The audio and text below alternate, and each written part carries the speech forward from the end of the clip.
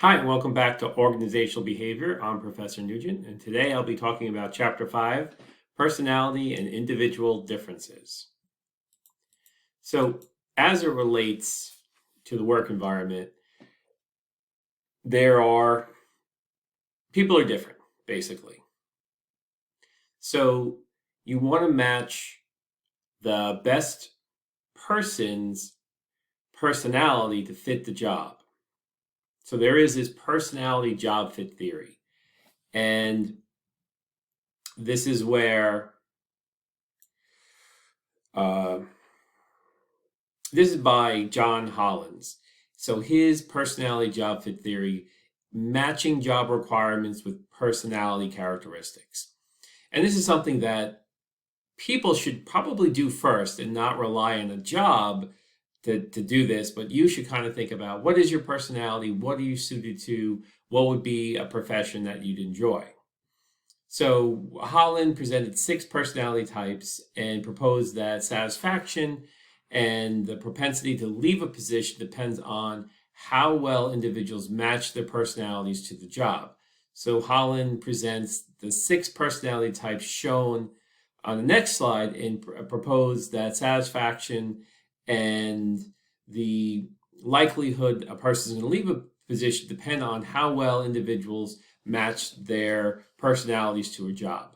So, I mean, it's fairly common sense, but there have been times where somebody's personality doesn't match the job. So if you've ever been to a store where they have a greeter when you come in, or maybe someone who greets you as you leave, check over your receipt, generally we want these people to be more extroverted, outgoing, as well as someone who would be accurate and would, actually take the job seriously, to check the receipt against what was purchased and to, treat the customers in a friendly manner. You don't really want to put a grumpy person in this position.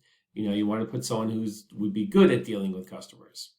So let's talk about some personalities and occupations. So let's take a type, realistic. Someone who prefers physical activities that require skill, strength, and coordination. Now, if you match that with somebody who's more practical, conforming, stable, persistent, then we're looking at someone who perhaps would be working more with machines, fixing machines, maybe building machines. That could be the types of personalities that would work better in that scenario. Okay, now let's move on to the next one. Okay, my cat would move out of the way. Every time I start one of these, she jumps right up here. Investigative. So these are activities involved thinking, organizing, understanding, putting the pieces together, and they're very analytical, curious. Now, this would be a good job for, say, a police detective, maybe an economist, a news reporter, a journalist. Artistic, prefers ambiguous and unsystematic activities that allow creative expression. It might be more imaginative, creative. There might be more emotional and practical. So sort of like the artistic type. So of course, this person should be a musician, a painter, a writer. Maybe interior decorator would be a type of position where it'd be easier to gain employment or be self-employed, because it is rather difficult for a musician, a painter, or a writer to make a consistent living. It can be impractical for some. Okay, someone who's more social. Activities involve helping others. They're friendly, cooperative, understanding. Obviously, this is someone who should be working with people, maybe a social worker, a teacher, a counselor, a door greeter at a retail establishment. Someone who's more enterprising, likes to communicate, likes to explore opportunities, likes to influence others. Someone who's more, self-confident, a little bit more charismatic. So this would be a job for, think about lawyer, real estate, public relations, a publicist. So this is someone who doesn't mind interfacing with people and communicating ideas. Another type would be conventional. Someone who's a little bit more rules oriented, a little bit like a little bit more well-defined environment. They could be a little bit more conforming, flexible, practical. I'm sorry, I meant to say inflexible. This could be someone who would be more like an accountant, a corporate manager, a bank teller, a file clerk. So this would be someone that basically likes a routine, likes to have order, likes to follow a set of rules. I think lawyer could fit in here well too, because accountant and lawyer really just there's a set of rules and regulations that you have to kind of fit into. So these are just some basic types, common sense types of personalities. And oftentimes people do choose or are put into careers for other means that doesn't suit them. Maybe their parents help put them in a career, or their some other relative, and it's just something that doesn't suit them. Maybe their parents had aspirations for them to be a doctor, but they really don't like interfacing with people. They're germaphobe. I mean, there's a lot of characteristics that would say not a good personality fit. Now, personality, of course, it's related to the job, but it's also related to the organization. Now, some organizations are not good fit for everybody. Some organizations might be too stuffy, too conservative. Some organizations just might be too loose, too freewheeling, too,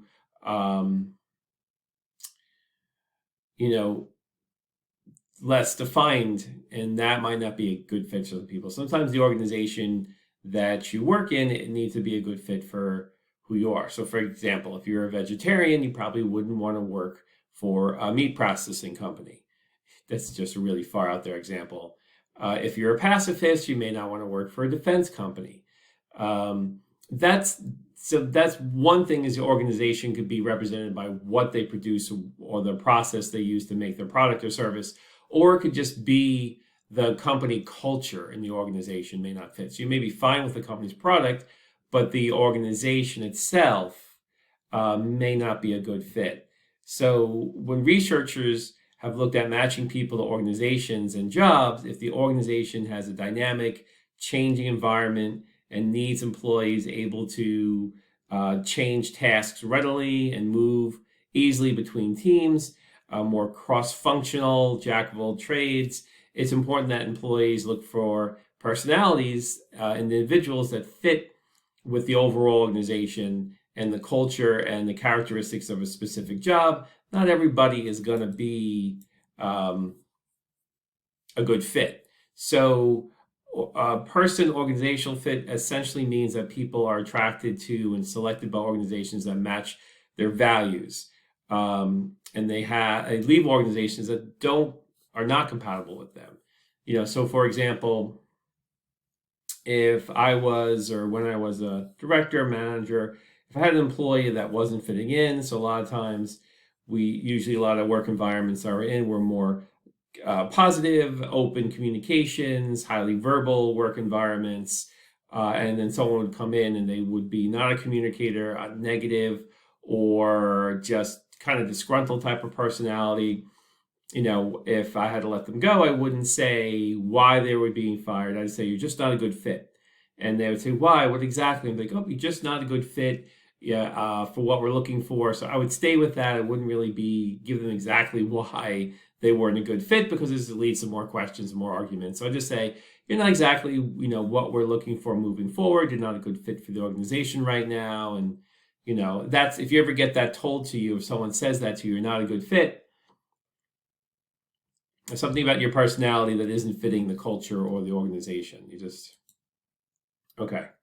Now, the other dimensions of fit, we could look at a group fit or a supervisor fit. So a group fit is important for team settings, where dynamic teams or interactions of team members are significant a part of the work. So if you're not good with groups, or you have a hard time fitting in with a group, and I've seen this with a lot of students where we do teamwork in many courses because this is what companies want. Companies have come back many occasions and said, we're looking for team players.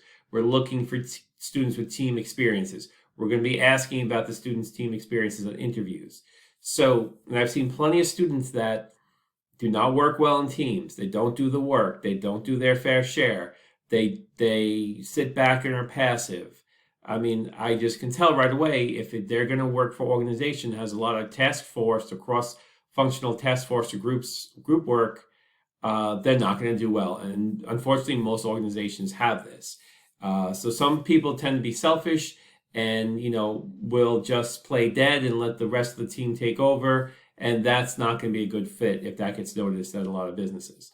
Now, as far as supervisor fit, it has become an important area of research because poor fit, as far as how the employee to supervisor to employee, this can lead for low job satisfaction, reduced performance if the supervisor is a bad fit or the employee is a bad fit for the supervisor. So if the personalities are going to conflict, that's not going to be a good thing. So, for example, I worked for a company where the supervisor, we'll call him Dave, was just awful. Terrible supervisor. He played favorites. He wasn't supportive. He was cruel and a bully. So everybody in the team, when he was leading 8 to 10 people, nobody liked him. And we definitely didn't respect him for the way he acted. And we definitely were less productive. We were, many people came and go because the supervisor was really a bad fit for the team. And it was just really an awful person. Okay, so let's talk about defining personality. So personality is a very complex concept. And you, being a human being, you have a basic understanding what a personality is. You have a personality, you've seen personalities. And it's not just human beings. Of course, animals have personalities too. But when we're talking about this concept, it's changing all the time. Personality concepts, descriptions change as society changes and as our understanding of it changes. But by and large, it's going to describe the total of the growth and development of a person's psychological system, expressions, feelings, and usually the definition of a personality is the sum of the ways in which an individual reacts to and reacts with others. So people have, a personality can be described by someone's personality traits, characteristics that are prominent. Generally, most people have all the personality traits, but some are more dominant than others. So everybody's a mix of their personality influences that makes them a unique person. Some people are built in a way that they are great employees. Some people are built in a way that they're better suited to work alone. Some people can do both. Like I've had jobs where I've worked alone and I've enjoyed it, and I've had jobs where I worked with other people and I've enjoyed that too. But sometimes too much or one or the other is no good. So working alone too much, that can be not great, but working with people too consistently, sometimes you do need your own time just to work by yourself. And, so it just shows you how complex this is. And people can be, aren't easily pigeonholed into one personality. And people have changing personalities too.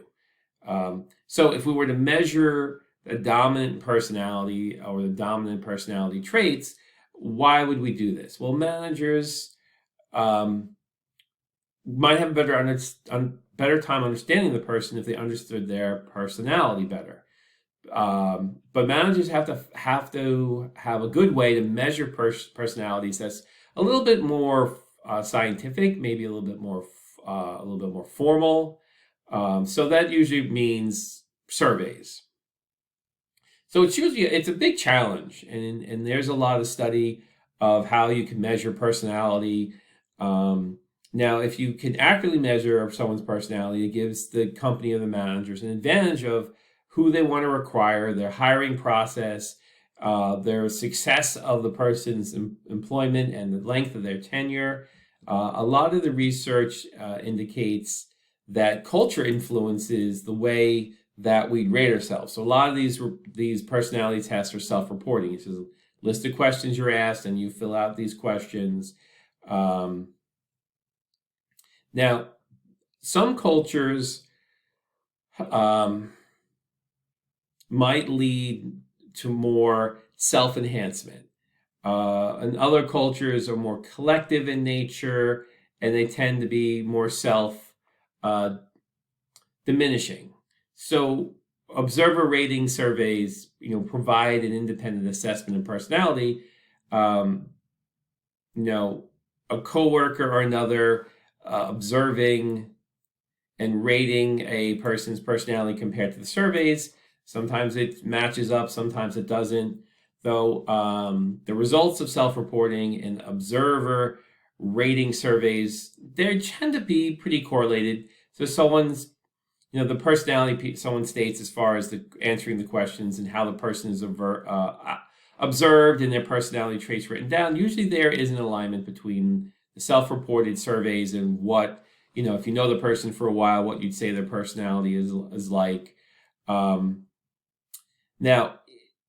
the research has also suggested that self-observing reporting surveys can predict job success more than just self-rating alone. So having the observer ratings along with the self-ratings, probably the highest level of success of placement. So if you, so we've got an idea of what the personality you would express through these surveys, thus what we can observe. And a lot of what the interviews are with people are trying to observe their personality.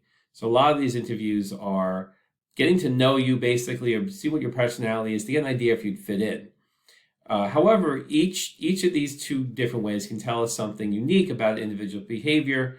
So the combination of self-reporting and observation reports predict performance way better than any single type of information.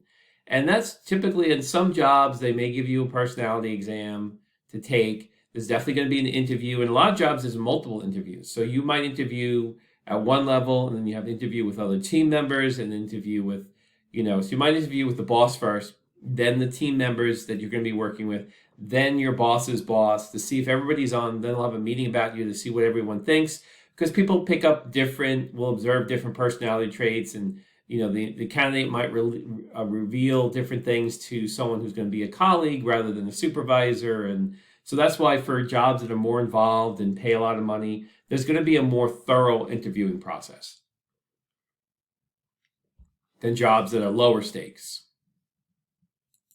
Okay, so looking at this organizational behavior poll, are personality assessments only used for high-level positions? So if we look at, executives, middle managers, individual contributors, and then weekly, hourly employees. So these are more low stakes and these are more high stakes. So of course it makes sense that jobs where you really don't have much margin of error and a lot is riding on it for the company's success, you're going to spend more time and effort to try to assess the person's personality a little bit better, see if they'll fit in. So especially if you're hiring someone who's going to be leading a lot of people, you want to make sure their personality will match the job. Okay, so the most widely used personality framework is called the Myers-Briggs Type Indicator, or the MBTI. Now, this is something I've done this before, and it's interesting. I kind of agree with the results, but it's very black and white. It's yes or no. You're extroverted or introverted. And the truth is, on some things I'm extroverted, and then other things I'm introverted. So it's not in all cases. They do sensing or intuitive, thinking or feeling, perceptive or judging. So these different, you can kind of combine these sets. So if you see these letters here, INTJ, it stands for the initial, you're an introvert.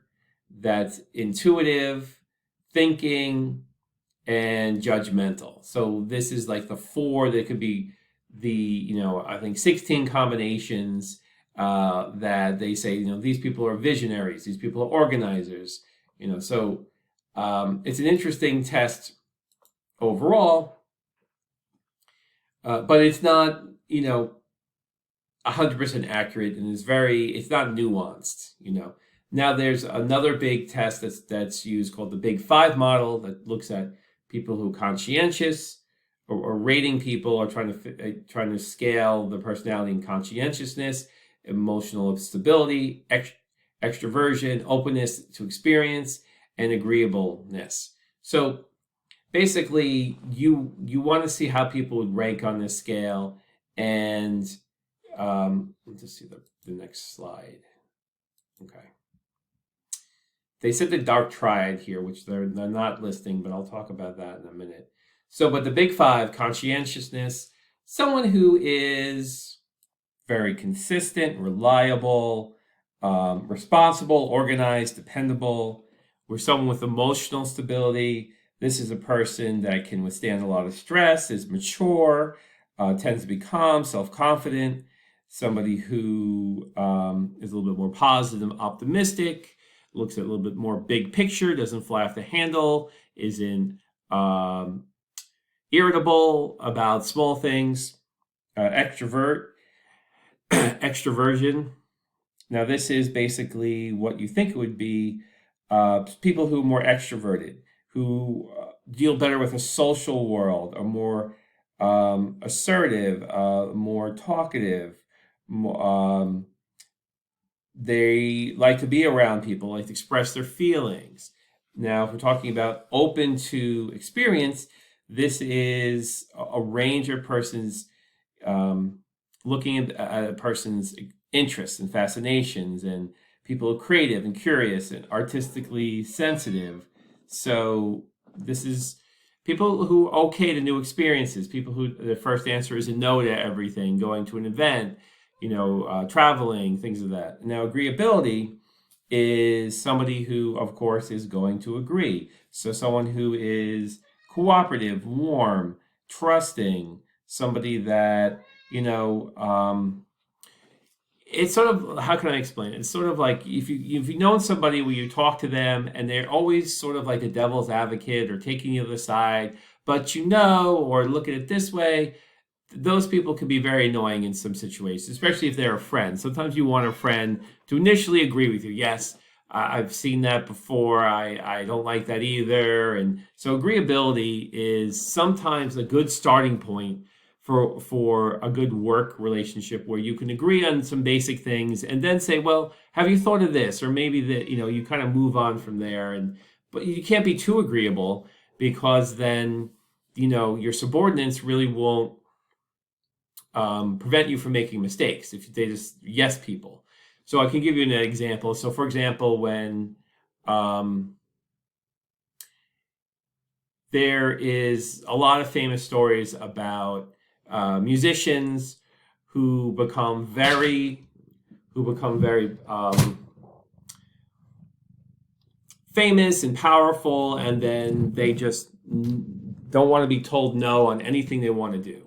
So Prince had a reputation for this type of behavior, and I don't know Prince, of course, but the musician Prince had this behavior where, you were coming in to work with Prince in any capacity, they would just tell you, okay, don't tell Prince no, everything's a yes, and then I can understand it, because I've had coworkers, or I've had bosses who've owned the company and they've been very successful, and they definitely do not want to be told no. So if they ask you to do something, or if they ask your input, you're always like, okay, let me get on that. I'm going to start working on that. You never want to say, oh, can't be done. I'm not, no is not a good answer. And so as an agreeable person, you might fit into the company with a boss that's more domineering, but then you have to remember that, okay, I'll probably have to attempt this, and then they'll have to witness how it's not workable, and you might have to get through to them in a different way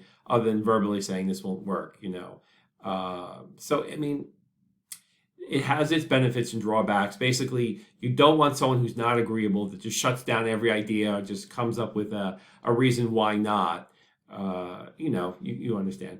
Now, there's been a lot of research in these 5 basic dimensions of personalities. So if we call these 5 basic dimensions, the Big 5 model, this is what, we want to look at, or we want to kind of organize. Now, Of course, all these traits have positives, mostly positives. There can be some negatives, but typically if you're on the other side of it, you're not conscientious, you're not emotionally stable, you're too introverted, you're not, so there are the opposite side of all these. Now, as far as what they call the dark triad, that's something else. So that is the types of, these big fives are more positive types of emotions that for the workplace. But this dark triad, we're talking here about a couple specific concepts. One is Machiavellianism, where you're basically out for yourself. So this is a person who has no apologies, is very aggressive, does what they need to get ahead. There's narcissism, is another part of the dark triad, where someone is just in love with themselves. Everybody, they can do no wrong. Everybody else is the problem. So they're just have a particular set of self. They just think they're the best. They're not going to make any mistakes, and everybody should be revolving around them. And then you have someone who's sort of a psychopath. That's just sort of they're not mentally ill, but this psychopath is like a lack of concern for others, a lack of guilt, a lack of remorse, a lack of that their actions can hurt other people. These are people that are basically sort of selfish, sort of, not really concerned about other people. They're not conscientious. So that would be called the dark triad. Now, what traits matter to businesses, or what traits matter the most to businesses? Of course, businesses like people to be persistent. Don't give up right away. Keep trying. You're going to get it. Have that confidence to be persistent in your attempts. Attention to detail. This is very critical for a lawyer, accountant, and doctor. You have to have attention to the details. You want to double check things. You want to think things through. You want to be thorough. You want to look at all the inputs. Efficiency. You want to work smart. You don't necessarily want to work fast, but you want to work smart and efficient. You don't want to waste time you want to find a better way to do things that are more effective, a better solution. Analytical skills, being able to, this is really big data analytics right now, looking at big data, being able to draw conclusions, recommendations, financial analysis through the data. Setting high standards, a person who has high standards for themselves, for the company, for the work. So like Steve Jobs had very high standards and was demanding to meet those standards. And that because of his demandingness, and he was someone who didn't like to be told no to. So, he had a lot of people that had to agree with him and get things done that they thought were impossible, but his persistence paid off, and he developed a number of features for the Apple products that made the company such a big success. Now, less important, strong oral communication. It's important, but people get a lot of communicating done through email these days. So it's not necessarily all about talking. Teamwork, it is important, but these are just a little less important. So we have these 5 more important traits, but teamwork, flexibility, enthusiasm, listening skills, they're important, but most companies would say that to be successful at business, this is the area that will help you the most. This is also good to be strong in, but it's not as important as these 5 are. So not to say that these are not important, they're just trying to rank in the level of importance.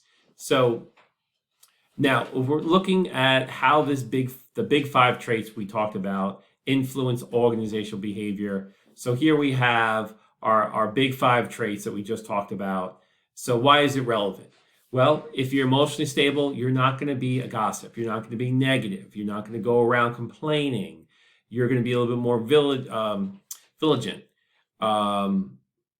You're going to be able to not let your emotions hold you back or get you tied up in being petty or jealous, or you're going to be a little bit mature and set a good example. Now, it's going to affect You're gonna have be able to be promoted more easily. You'll be able to probably have a better life satisfaction, lower stress levels, more adaptable to change. Basically, you have this is usually found with older employees that have been through a lot, and they calm down and they're not as emotionally uh, reactive as some younger employees, and it definitely is a sign of maturity. Um, the extroversion, now this is good for, it's relevant for people, interpersonal skills, social skills, emotional expression, and this is great for developing a higher performance, developing leadership skills, and having better job and life satisfaction, because you can express what you want and you can tell people how you're feeling, how things you want to make things better. And it's great for people like in sales positions, especially, or leadership positions. Openness. So in people that are lifetime learners, they're more creative, they're more flexible, so these are just open mind. Now this is going to be better because you can learn more. You're open to more opportunities. This is great for leadership. Now people that are agreeable. These people tend to be more liked, a little bit more confirming. So, I mean, we all have that friend that never has said, I've had friends that they never really say a bad word about anybody. They're very agreeable. But that doesn't mean that they're happy. So I've seen them, people please. And they're people pleasers, so they're very well liked because they've never said a bad thing to anybody. They never criticized anybody. But at the same time, they never expressed to these people what they don't like, or they don't want them to do around them, or they don't appreciate. So people just don't know, so they keep doing it. So they kind of a little miserable, these people pleasers, and their efforts to be liked. But generally, they perform well, and they do well. They get promotions, and and they have are appreciated. But oftentimes, they're a little bit more miserable because they can't really express what they're feeling.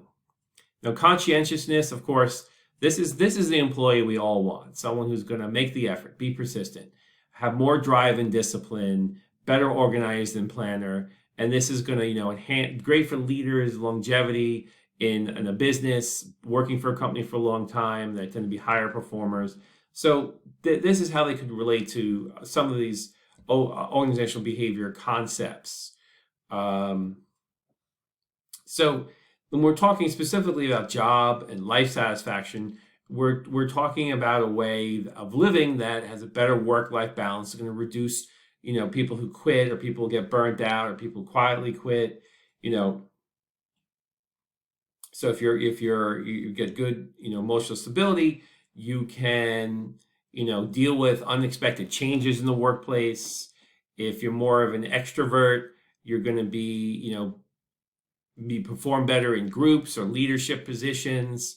But extroverts can be a little bit sometimes too dominating, and maybe they'll force their ideas through and force people to agree with them. And of course, businesses for innovation and entrepreneurship, openness to experiences is very important. Coping with, organizational changes, mergers, acquisitions, adapting to job changes. Very, very important, now, you have to also understand that different cultures, there's going to be different ways that people collaborate, different ways that people work together. So it's often very difficult with companies who have employees working with other employees from different countries, these large, international companies. It can lead to some problems. Oh, here's the dark triad. I mean, it was mentioned earlier, but this is a slide where it's going over it. So a little out of position. It mentions it here, but we don't really get to it until we're done talking about the big five. But like I had said before, Machiavellianism, individuals, they might be pragmatic, maintain emotional distance, but they're willing to do whatever it takes to get ahead for themselves. Sometimes this might be at the detriment of other coworkers or the company, but just really self-serving people. Narcissism or narcissists, this is people who are a little bit more they're just full of themselves. They're arrogant. They think they're the best person. They need people to fawn over them, or they need admiration. And sometimes this is somebody can just naturally be this way, or sometimes if they're put on a pedestal, or if they're given a lot of fame, they become more narcissistic. And then lastly, the psychopathy, a tendency for lack of concern for others, don't feel guilt, remorse, their actions. And this can be very dangerous if, they're put in a position where they can actually make decisions that could harm people. Now, it's not to say that there's no benefits to any of this. A small amount of the dark, triad of personality can be good and can be successful for companies. Narcissism sometimes can really lead people to have an idea of what they want to do and push it through, that nobody can really see the vision of it. So sometimes it takes someone that focused on themselves to really push their concept through. And it could wind up good, like Apple and Steve Jobs and their products, or it could wind up poorly, like if you remember a company that I think the book talks about in the first chapter, and we're talking about there was that woman who started a company. It was a medical company to diagnose, use blood to diagnose people. I actually saw a movie. Her name's Elizabeth Holmes, and her company was a medical company where you would test the blood, she had just. I saw a movie on this actually. I think it's on Hulu. It was pretty good, and it really showed how she modeled herself after Steve Jobs, and she thought she could just push the engineers and push the tech through to make her idea come true. The idea was basically one drop of blood. You can do like 100 different tests for diseases for a person, and it just was not medically feasible. And she wouldn't take no for an answer, and her narcissism and her lack of concern for others was really detrimental. I mean, she actually were testing people at one point, and they knew the results were no good, but it was just a bad situation, and she had too much of these qualities. Now, other frameworks, there's the DISC. So this is the personality characteristics can be represented sort of on a circle. So this DISC, they cluster.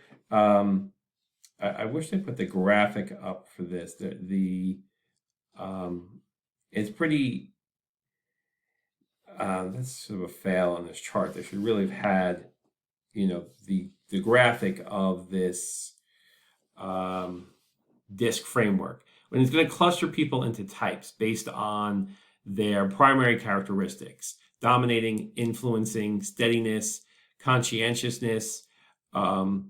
The framework recognizes that people are not their types. More research and evidence, of course, is needed to support that this framework works.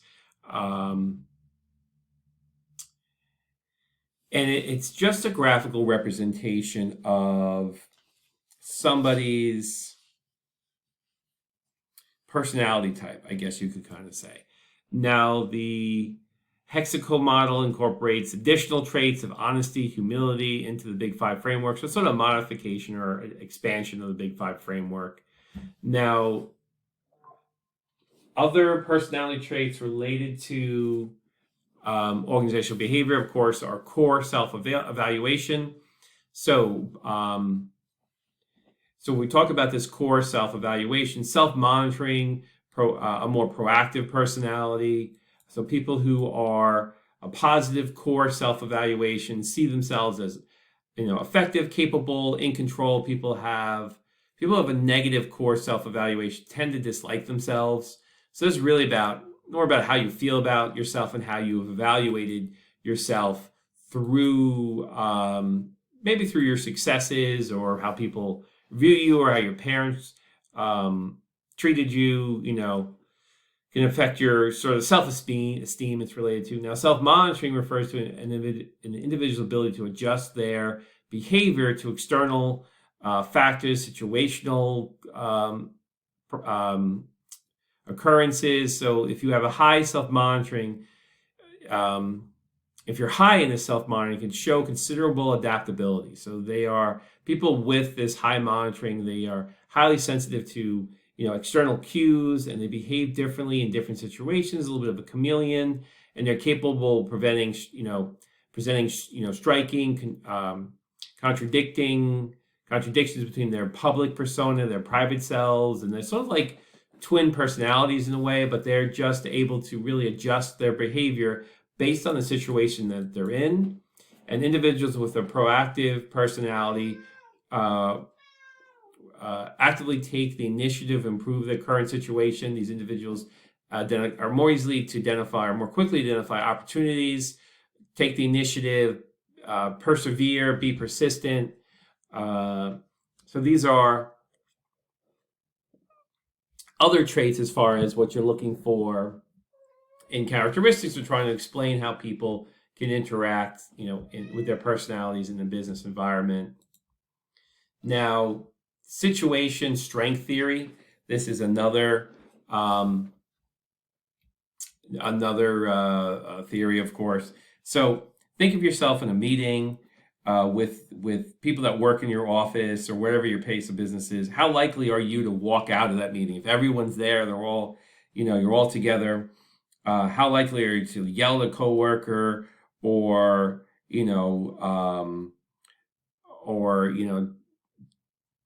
how likely are you to tell a bad joke or stand out? So it's probably highly unlikely that if everybody in that situation, when the whole company is there, your whole team is there, your whole department is there, you're probably going to be in your best behavior. So it's this situation is going to be the degree at which the norms, the cues, the standard acceptable behavior is going to be expressed. So if you're one-to-one with somebody, that could be a different way of, if you're there with your best friend or a family member versus one coworker versus two coworkers, those are all different situations. And if you ever know somebody or perhaps a parent that would act one way at home and act completely different in public, that's situational behavior personality. So they may be, very talkative or aggressive or grumpy at home, but then sweet as pie when they meet their neighbor or friends at the supermarket or they're out. So they have a different public versus private persona. And there's, there's these 4 characteristics or components of the strength theory. The clarity, so the degree at which the cues about work duties, responsibilities are, how clear they are in the situation. So if you have a job with a high clarity, you know exactly what you need to do, when you need to do, and what's expected of you. Consistency, the extent to which cues regard work duties, responsibilities that are compatible. So really, clarity is knowing what your responsibilities are. Consistency is sort of really knowing how to do them correctly. Constraints, the extent to which individuals' freedoms to decide or act are limited by forces outside their control. So there can be, strong constraints on what you're able to say. If you're, like, say, a therapist, or if you're a financial advisor, these could be, or a lawyer, these could be legal constraints, professional constraints, and consequences. So the degree at which decisions or actions have important implications for the organizations, its members, its clients, its suppliers. So here's a situation, you're meeting with customers. That is, you're going to be on your best behavior, basically. So this is, just another idea or how situations and personality and behavior change based on the situation that you're working in. This framework kind of helps you in a way to think about it. Now, the TAT, trait activity theory, this is another framework. So this helps us to foresee which jobs suit certain personalities. For example, a commission-based compensation plan would be somebody who is a little bit more extroverted, like a salesperson, because they are more reward sensitive than other people. And jobs that encourage creativity, differences in openness, and that might, maybe better predict your desired behavior then, the differences in people are extroverts. So there could be an extrovert who's a good talker, leader, salesperson. There could be a creative type they might be more of an introvert, more creative. So this, depending on the situation, events, it can activate these traits. So everybody's capable of really any trait, are changing based on the situation. So together, the situational strength and the trait activation theory shows that the classic debate over nature versus nurture, might be best framed as, how something that is just intuitive to you or something that you've learned. So nature is more like your intuitions, your instincts, your base personality, and nurture is more what you've learned through your experiences with others. So not only does each of these are going to affect behavior, but they're going to interact with one another. So personality and the situation both affect work behavior. But when the situation is right, the power of personality to predict the behavior is even higher. So it's really just saying that people behave differently in different situations, which I think we can easily all understand that. Now, let's look at, this is an interesting slide. Trait activation theory and jobs within certain of the big 5 traits are more relevant. So let's look at job scoring high.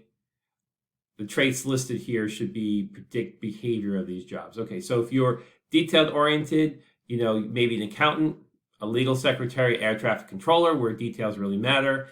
If you're more social, therapist, clergy. If you're more work competitive, scout, coach, financial manager, salesperson. If you are, if innovation is required, you might be more of a systems analyst, a writer, an actor. Dealing with angry people, so corrections officer, telemarketer, flight attendant. If you're time pressure, maybe you deal well with deadlines, so you could be a journalist, an editor, airplane pilot. Now, jobs that score low on these traits, so if you're low on your details, maybe you want to be a masseur, give massages, a model. If you have lower social skills, maybe a system engineer, you just sit at your desk and stare at the computer all day long, or a pump operator, whatever that is. The more is low in the competitive work, so something that's not as a position that's that competitive.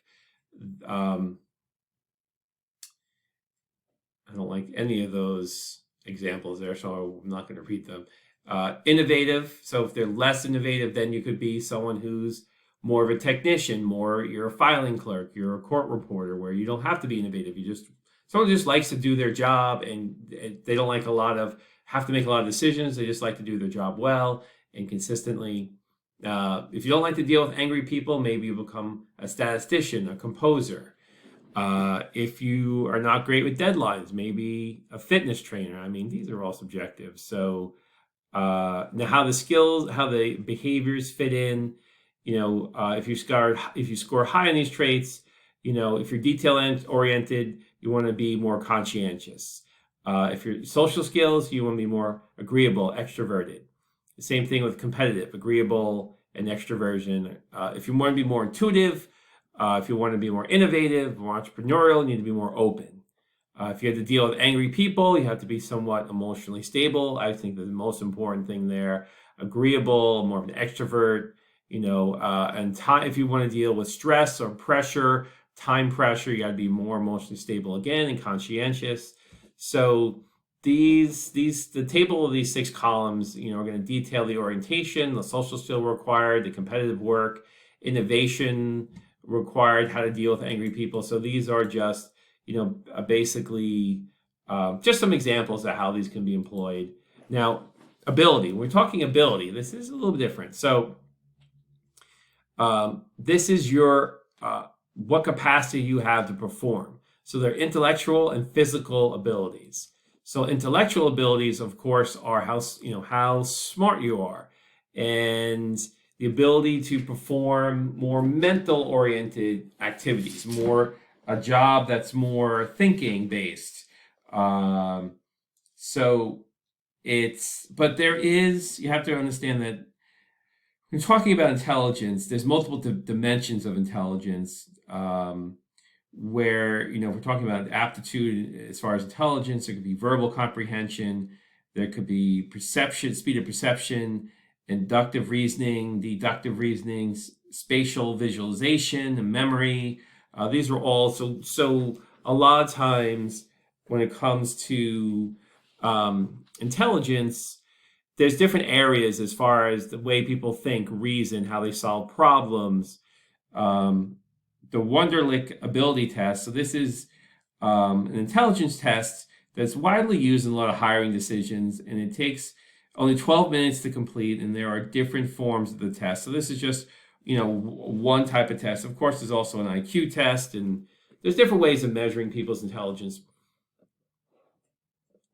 Many times this is done intuitively during the interview, where they'll be asked questions and you'll go through an interview and the interviewer will try to kind of gauge your intelligence. And there's a lot of times where you can, after talking with somebody, how they look, how they act, how they speak, and their knowledge range, you get an idea how smart they are.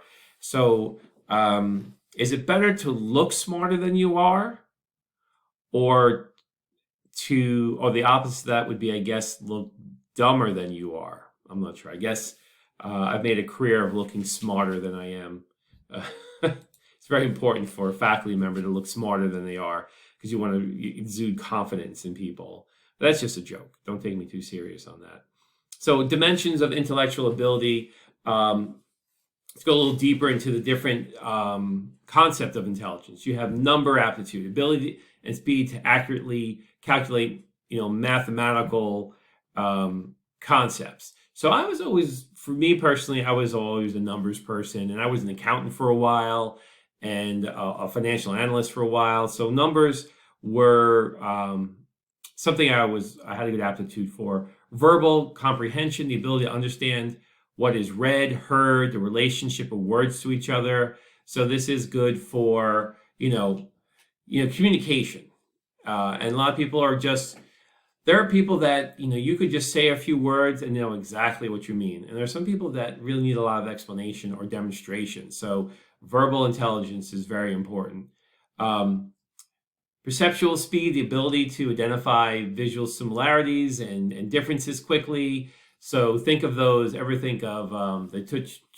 put two pictures side by side and say, pick out the differences. So if you're really good at finding the differences of two very similar pictures, I think something like, I think People Magazine do this a lot. It's also a lot of children's games.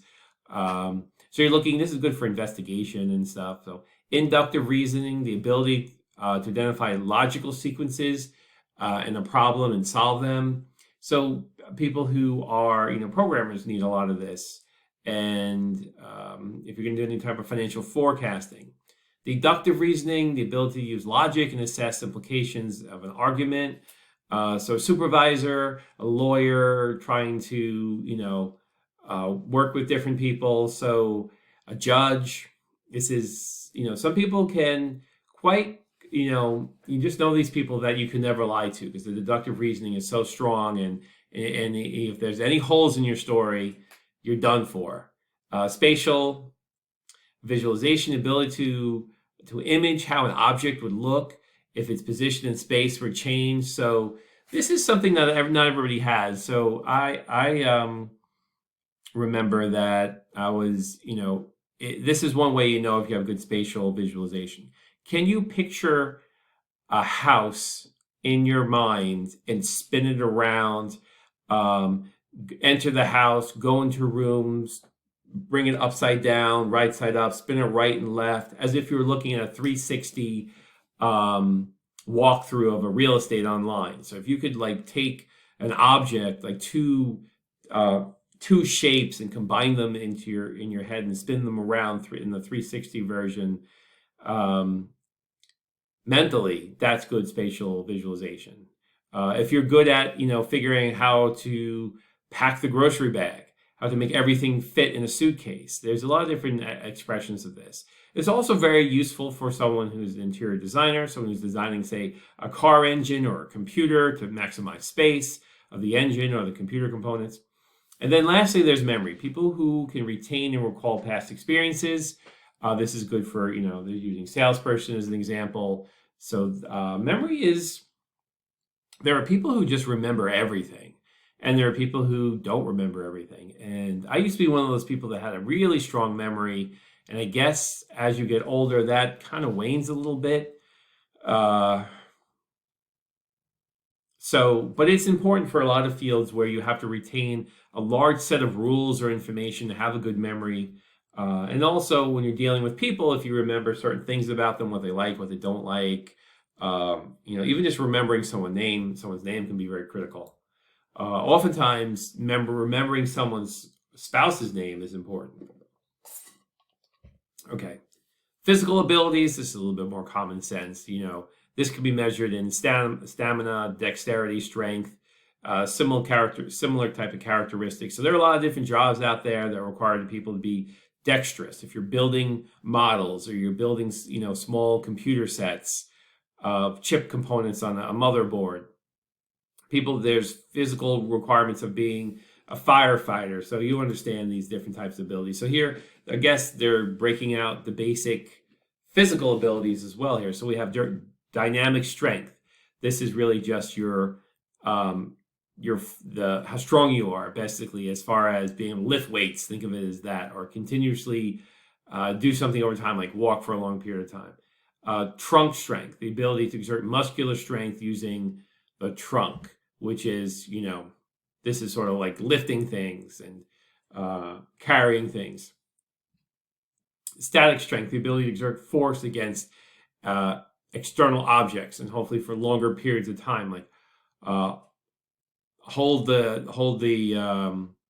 door closed if there's like a flood waters behind it or something. Explosive strength, the ability to maximize the strength in a one or a series of explosive acts, like suddenly you're able to lift a car, or you're able to kick a table out of the way.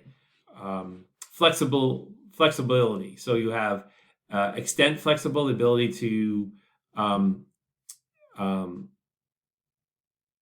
bend back and forth. Dynamic flexibility, to be able to rapidly, repeatedly do flexing motions. Body contour, coordination, being very coordinated. Balance, stamina. So these are things we're familiar with. But strength is more than just muscles. There's a lot of other strengths involved physically. There's also something, mental strength as well. Your ability to concentrate, your ability to be persistent. So it's not a physical, it's like, I sort of put it in between. It's the brain is a muscle, so I think it's physical in that way, your mental strength. But there's also, this is talking mostly about your body's strength. Now, terminal instrumental values. So we're moving on to values. So value is a basic ideas of what's right and wrong, and it could be a value system in terms of how you organize your values. So as far as an organization, organizations can have values too, and they can lay out a foundation of their attitudes, their motivations. So these basic convictions that a person is about, how do they get these values?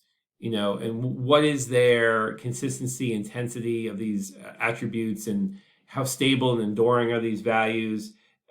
These are, a foundation that are mostly, I say, learned, or, that these values could be, someone who's ethical, someone who's honest.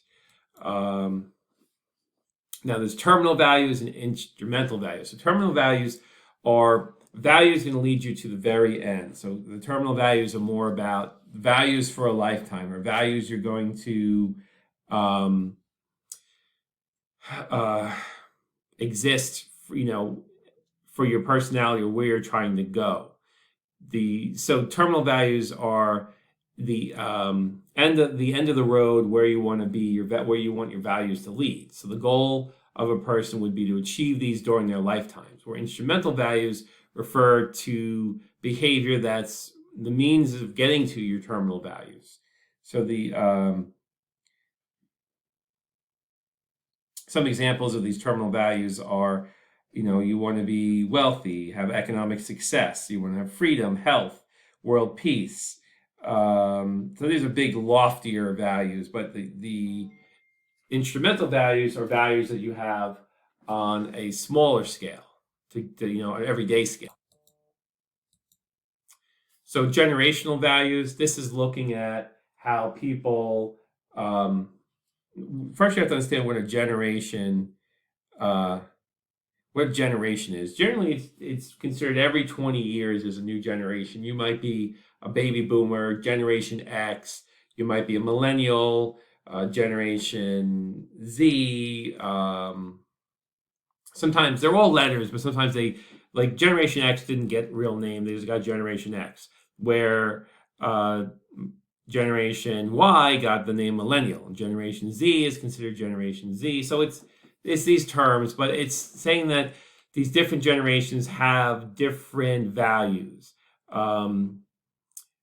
And this perceived generational differences, this is definitely, research has shown this. So it's fascinating to think about, your grandparents, your children, and they grew up in different worlds as far as when they grew up, and they have different access to different technologies and different TV shows and different societal values. And so these the different classifications of what the attributes are usually lack solid research, but a lot of research suggests that many of the generations are these concepts are maybe just too overblown or incorrect, and there's very little validity to the differences between generations. However, these differences are perceived as stereotypes, I guess, and often applied in the workplace can result against discrimination against, how you perceive different age people. And again, it's the age-old story of the, you young whippersnapper, and you old person in your fixed ways. And, so I think it's just really, rather than being specifically generational, I think it's just the different ages that people are at and the points they are in their life and how they might not see the same. But, they've said a lot about these different generations. They like to classify, the generations, different generations had different struggles. Some generations went through a war, some generations went through a pandemic. So there are different collective experiences that influence the period when they're most influenceable when they're growing up. So I guess, to me, I think there are generational differences, maybe more subtle, maybe more cultural, but this is something that, I don't think any policy should be made in this area, but something can be thought about, or a concept that, people can be aware of, maybe take note of. So here are the generations these are the typical year periods that they're looking at.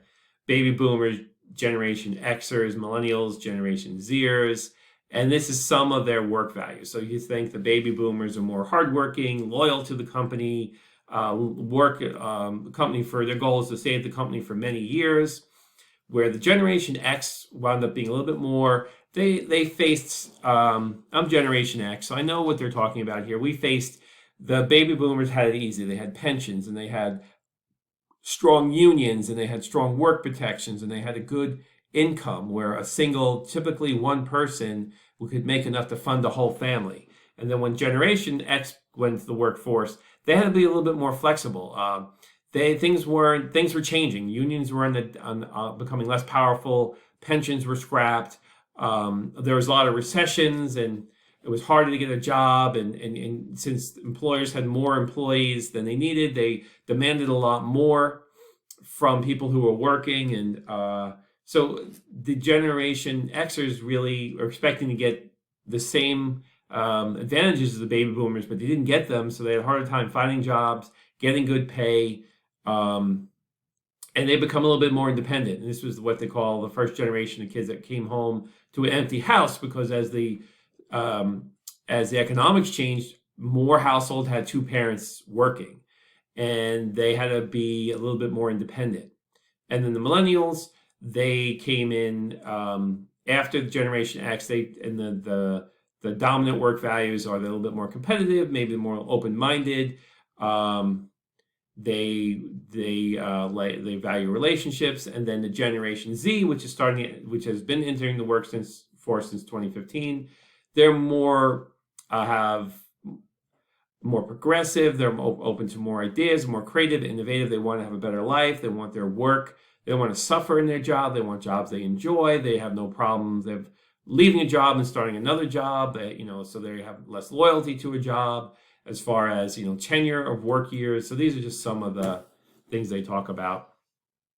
Now, for managers, when you're looking at evaluating a job, work groups, or your organization, you have to determine the value, interest, and personality fit, how it's going to fit with the employees. So as far as hiring and screening job candidates, trying to match up the right people for the right positions, as far as your salespeople, you want them to be a little more cheerful, emotionally stable, extroverted, and maybe your computer programs, you want them a little bit more detail oriented.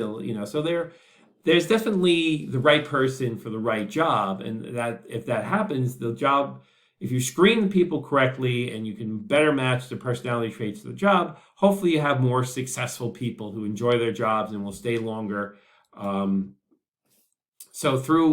If you do these personality frameworks we discussed, these frameworks exists. There are many of these frameworks, and there are big differences between the frameworks and the level of evidence that they work. But based on many findings, managers should evaluate personality frameworks and the instruments they use to measure people before making a decision. So it shouldn't be completely based on these frameworks, but the manager should be knowledgeable of them, and they should have an idea of, do these people have the right traits? So if I was a manager, I'd say, okay, in this particular job, here are the traits that I think are most important to be successful. And then here's some ways that on the interview, we could kind of gauge or get some feedback from the employee, even just asking them directly, do you feel that you're an extrovert? Would you feel comfortable having to talk to new people? Or, try to do the best you can be a good interviewer to get an idea of this person, how they're going to fit in this job. And hopefully the people applying for the job already have a good idea of who they are, and they're applying for a job that would better match their abilities as well. Now, because we all know that some personality traits are more suitable to predicting superior job performance. So if you have the right traits, it's going to be a better chance that you're going to do well in the training, in the onboarding, and so employees with certain traits are just going to do better with the guidance they're given and go further with it, and more likely to stay in their job and develop and grow and be promoted. So if you consider situational factors when evaluating and observing personality traits, policies, practice, events, situations that employees can be in. So some situations are going to have strong or weak display of personality traits. So attempting to modify the situation to encourage or discourage certain behaviors, and be able to recognize that you can do this may have some potential good side effects or potential unintended effects. So just realizing that the situations that people are placed in are going to affect the way they express their personalities and the way that they contribute to the workforce. Now, although abilities are often a good predictor of how someone's going to perform in a job, but it's not going to be outright proof that they're going to be able to be the best person for their job. Sometimes it may, in some cases, if you're looking for a particular set of intelligence skills or physical skills, assessing these through certain tests or measurements may be very useful. But other types of jobs, people can surprise you. You might think that this is not the right person for the job, but they really surprise you when they get in there and they're given a chance. And other people who you might think this is the perfect personality, they should do really well for the job, they don't. And that might be because they're suppressing some of their personality traits that you don't know about, you can't really predict, or so it's very complex. Now, as far as, I would suggest never really trying to put a generational label on somebody or trying to use a generational concepts to put people in different jobs is probably not a good idea. This harmful stereotyping, I think it's going to lead you to the wrong decisions. So, and just really looking to organize people by age or generation is just a recipe for disaster. And you'll be surprised, I've worked at companies where for one example is when I was younger, I worked at McDonald's, and there was two type of people working at McDonald's at the time I worked there. Young kids and much older adults, adults who were retirement age. And you should see how well that they got along together. These two different generationals, even there's a generation between these two different, they're 40 years apart, but they got along much better. I found people, 16 getting along with 60-year-olds much better than 16-year-olds getting along with other 18-year-olds, So the evidence isn't really very compelling in this area, and it should be something that's not really a big part of your decision making. So these categories, although interesting and fun, one thing about when I was reading the chapter for this book, that somebody had commented, a manager commented that, these all of these exams and ability exams for traits and things like that they're saying, the proof is so sparse with them. You might as well just use astrology and try to predict someone's personality from their astrological chart. I thought that was rather funny, and I bet if you put something together, it'd be an interesting research project. If somebody said, "Okay, let's use these personality. We have these jobs, and we have, we figured out that these personality traits would have the most successful outcomes in these jobs, and then compare that to we figured these astrological signs should have the most success in these jobs, and really kind of assess people both ways using astrology and using these assessment tests, and then see after 5 years which was more accurate. I'm betting that there'd be really no discernible difference.